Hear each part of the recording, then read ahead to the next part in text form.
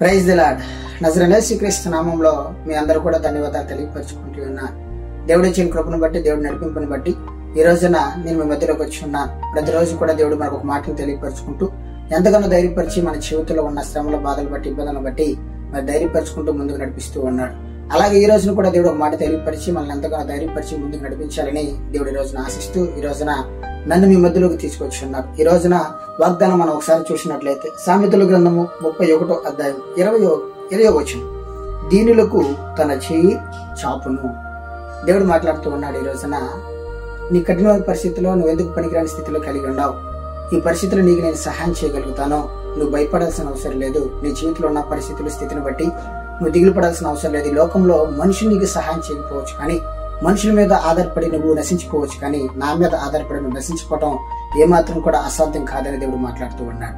కాబట్టి నువ్వు ఏ పరిస్థితిలో ఉండవో, ఏ జీవితాన్ని చూసి భయపడుతూ వికృతంగా ఆలోచించుకుంటున్నావో మరి నాకైతే తెలియదు, కానీ దేవుడు నీతో మాట్లాడుతూ ఉన్నాడు.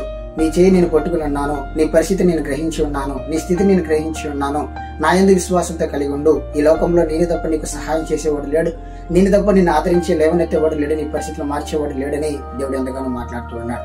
కాబట్టి ఈ రోజున ఎవరైతే శ్రమలలో, బాధల్లో, కష్టాల్లో నలిగిపోతూ ఆదరణ లేక, సహాయం లేక మరి దుఃఖంతో జీవితాన్ని జీవిస్తూ మరి ఎంతగానో దిగులు పడుతున్న వారితో దేవుడు మాట్లాడుతూ ఉన్నాడు.